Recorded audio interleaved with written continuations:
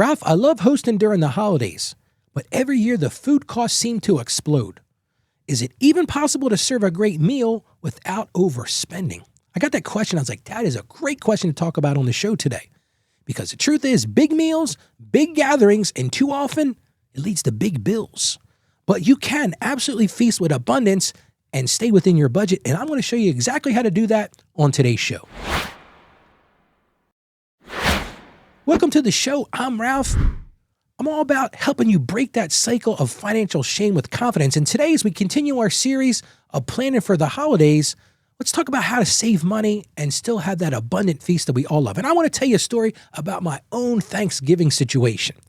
I'll never forget. It was a couple years ago, and the grocery bill nearly gave me a heart attack. When I looked at what we spent on Thanksgiving, I said to my wife, we got to stop doing this. This is crazy. We had 2 fresh turkeys and this pie and that pie.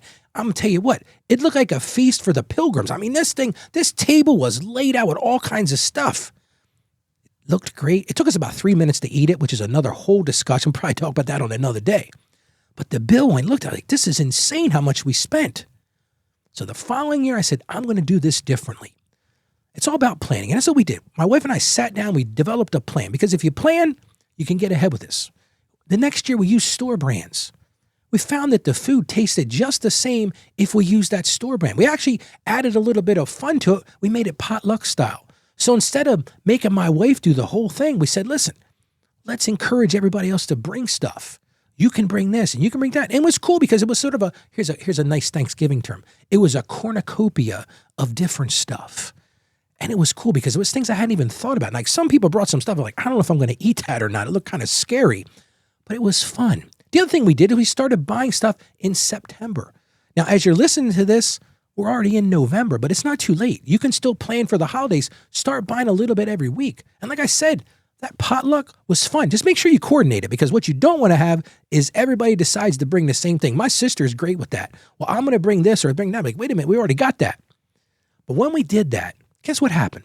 We had a bigger variety. The food tasted better. And listen to this. The cost dropped by almost 30%. And here's the way I knew that it was good. Everybody was quiet.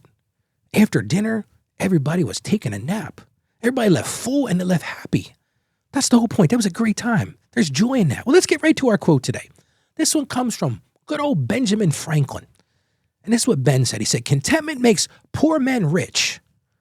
Discontent makes rich men poor. Man, talk about a dichotomy there, huh? Contentment makes poor men rich. That's seeking that contentment. But that discontent makes rich men poor. So let's get to our question today. And I love what the listener asked. Ralph, is it even possible to serve a great meal without overspending? Well, guess what? I've got some answers for you. I'm going to give you my creative meal planning and saving tips. First thing I'm going to encourage you to do, plan early. Avoid that last minute rush pricing, because here's the thing that you don't really understand. The stores know this. I firmly believe that right before the holidays, man, those prices go up. So if you start to plan, my wife does a great job at this. In September and October, she starts thinking about, okay, we're going to have Christmas at our house. We're going to have Thanksgiving, whatever that looks like for you. And she'll buy a little bit as we go each week. Now, listen, you can't buy perishables, obviously. You can freeze a lot of stuff, but you can start to think about, what can I do? Second thing I'm going to encourage you to do is shop smart. Like I learned, you don't have to buy the name brands for everything. Here's another great idea.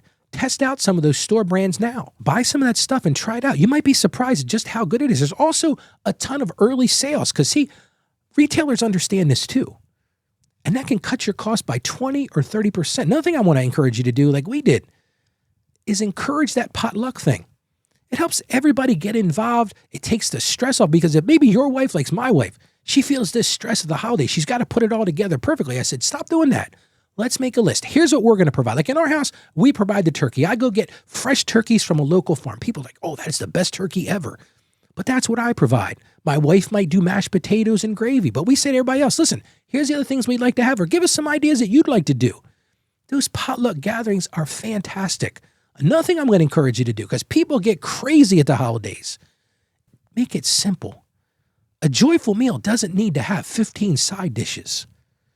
I always think it's funny at Thanksgiving, we had this whole, I used the term earlier, that cornucopia of food. How much of that can you really consume? You can only eat so much. And here's my big takeaway. Quality conversation beats quantity of food at the table. Listen, just don't talk politics and religion. Like, that's the thing they say. Like, I'm guilty of that. Like, I like to stir people up. I'm kind of like a prognosticator of comments, right? So I'm just going to tell you right now. Ralph's little tip for today is don't talk about politics and religion. And here's another one. Avoid waste. And we're going to get to our Bible verse in a second. But Jesus modeled stewardship even after feeding thousands. Let nothing be wasted. It's right from the book of John, chapter 6, verse 12. When they had all had enough to eat, he said to his disciples, gather the pieces that are left over, let nothing be wasted. So 2 takeaways from that. Let's not be wasteful. And hey, encourage the people to come to your house to bring containers and send those leftovers with them. Some of those leftovers, especially from Thanksgiving, are fantastic. I love those turkey sandwiches a day or 2 after Thanksgiving. But that's all Christian, right? That's all about stewarding our food. Don't let anything be wasted. Well, how about we pray together? Father God, we come to you and we're just grateful for the great provision you give us in our lives, Lord. And we get so caught up in the holidays and planning that we sometimes forget just how much you really give us. So grant us wisdom as we plan for these things. Help us wisdom to plan those meals with your stewardship in mind. Help us to see the true joy in sharing food and sharing fellowship, not impressing others. Help us not to get stuck in that social media trap of those click-on comparisons and the highlight reel that so many people look at. Help us to focus our minds on you and not to impress others. And we ask this in the power of Jesus. Amen. So here's my one action item for today. I want to encourage you. Plan one holiday meal this week. It's not too early to do it. Write down how you're going to save at least 20% compared to last year. Build that plan. Shop early. Simplify or share the cost with others. Hey, make it a big potluck dinner. Plan that meal today. Keep it simple and really enjoy your time with family and friends because that's what the holiday season's all about.